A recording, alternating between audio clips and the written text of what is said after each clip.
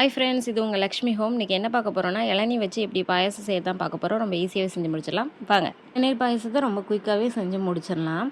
இதுக்கு 2 இளநீ எடுத்துக்கோங்க. இளநீ தண்ணி ஃபுல்லாகவே நம்ம ஃபில்டர் பண்ணி எடுத்துக்கணும். ஃபஸ்ட்டு நம்ம தேங்காய் எடுக்கணும். தேங்காங்கும்போது நமக்கு பெருசு பெருசாக இருந்தால் நல்லா இருக்காது. வழுக்க தேங்காய்னு சொல்லுவாங்க இல்லையா, அதை எடுத்து நல்லா குட்டி குட்டியாக கட் பண்ணிக்கோங்க. அப்படின்னா தான் பாயாசத்தில் போட்டு சாப்பிடும்போது நல்லா டேஸ்ட்டாக இருக்கும்.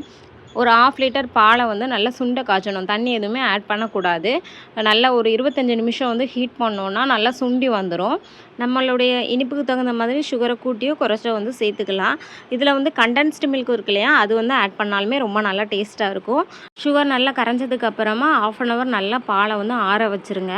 பால் ஆறுறதுக்குள்ளேயே நம்ம குயிக்காக தேங்காய் பால் ரெடி பண்ணிடலாம். இதுக்கு 1/2 கப் அளவுக்கு தேங்காய் குட்டி குட்டியாக கட் பண்ணிக்கோங்க. கட் பண்ண தேங்காவை மிக்ஸி ஜாருக்கு மாற்றி நல்லா அரைச்சி எடுத்துக்கோங்க. தேங்காய் அரைஞ்சதுக்கு அப்புறமா கொஞ்சமாக தண்ணி ஆட் பண்ணி நம்ம மறுபடியும் அரைச்சி எடுக்கணும். ஏன்னா இதுக்கு தேங்காய் பால் கட்டியாக நமக்கு இருக்கணும். ஃபஸ்ட்டு பால்னு சொல்லுவாங்களா, அந்த பால் தான் நமக்கு தேவை.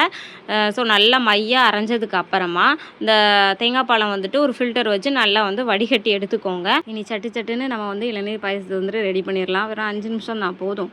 காய்ச்சி ஆற வச்ச பாலை வேற ஒரு பாத்திரத்துக்கு மாற்றிட்டு ஒரு 1/2 கிளாஸ் அளவுக்கு தேங்காய் பால் எடுத்து வச்சுருந்தோம்லே அதையும் ஆட் பண்ணுறேன்.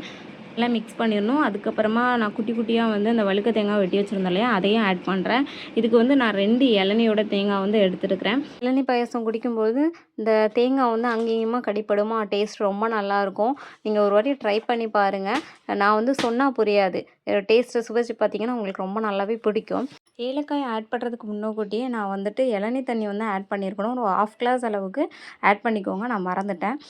ஸோ ஃபஸ்ட்டே நீங்கள் ஆட் பண்ணிடுங்க. அதுக்கப்புறமா ஒரு பேனில் 1 டேபிள் ஸ்பூன் நெய், அதுக்கப்புறமா 10-15 முந்திரி போட்டு நல்லா வறுக்கணும். ஒரு கோல்டன் ப்ரௌன் கலர் வர்ற தண்ணியும் வறுக்கணும். அப்படின்னா தான் அது பாயாசத்தில் போட்டு சாப்பிடும்போது நல்லா டேஸ்ட்டாக இருக்கும். முந்திரி நல்லாவே கலர் மாதிரி வந்துருச்சு. இப்போ இது சூடு ஆறுனதுக்கப்புறமா குட்டி குட்டியாக கட் பண்ணிக்கோங்க. அதுக்கப்புறமா பாயாசத்தில் போட்டுவிட்டிங்கன்னா சூப்பராக இருக்கும்.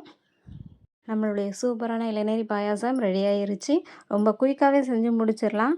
பாயாசம் ரெடி ஆனதுமே குடிச்சு பார்த்தா டேஸ்ட்டு சூப்பராக இருந்தது. நீங்களும் ட்ரை பண்ணி பாருங்கள். கமெண்டில் எப்படி இருந்துச்சு அப்படின்னு சொல்லுங்கள்.